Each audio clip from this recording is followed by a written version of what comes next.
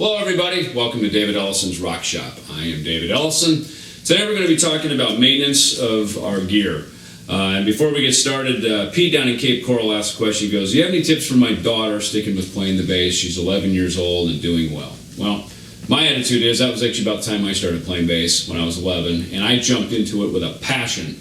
I played some saxophone before that, took some piano lessons, which I didn't really enjoy. But once I heard rock and roll, man, that was what got me into it. So to me, I think if you pick up the bass because it's something that you really enjoy, it doesn't really become something you have to work on sticking with it because you're actually really enjoying it. So certainly taking some lessons is good, and learning how to communicate and hang out with other musicians is certainly good. So that's my advice on that.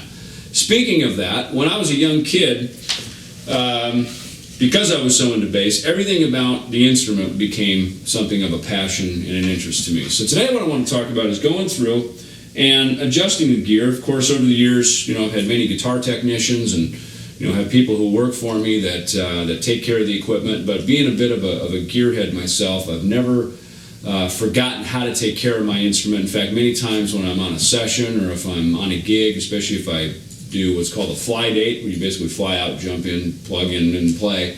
The weather can change your instrument, it can change the bow of the neck, and all kinds of things. So I want to just walk through that. You notice we've only got 3 strings on this bass. So one of the first things I want to do is actually string and do a little technique that I learned early on. I remember, bass strings are expensive. So one of the first things that I did when I was a young kid is I finally changed my strings on my bass, and I damaged it because what I did is I took the string, and I got a string cutter here, and a round wound string, and I just cut it.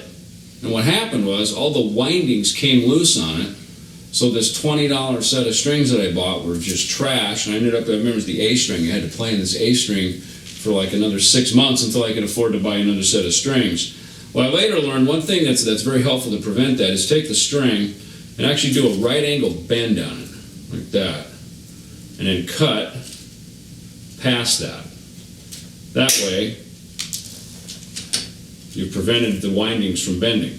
So then, and also now you've got a nice little piece to drop down into the machine head, so you can drop it down in there, or if you pass it through on some basses, and then start to wind it around the post.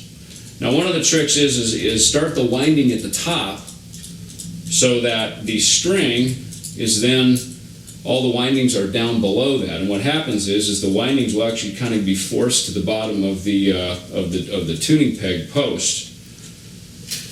And then another deal is make sure you push those pieces down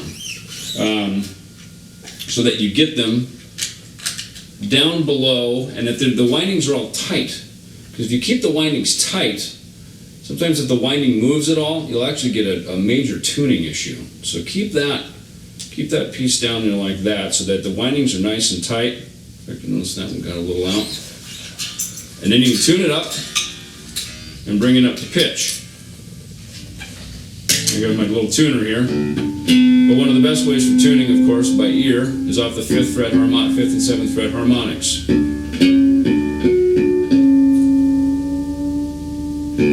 The 5th fret off the prior string to the 7th fret of the new string should be your pitch. And there you have it.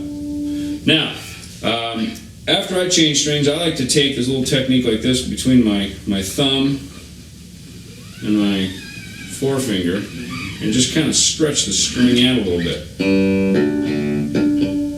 So you already can hear how much it stretched it. So being able to stretch that string really helps. Then, of course, the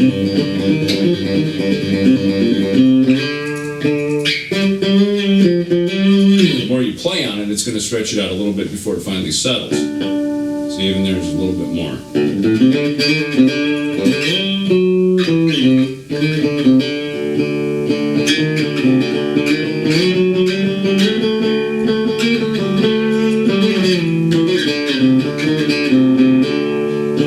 And then the more that they keep playing on it, it'll keep continuing to change. So, and stretch out and finally settle in. And I do that, of course, across all the strings, and make sure that they're all stretched out and that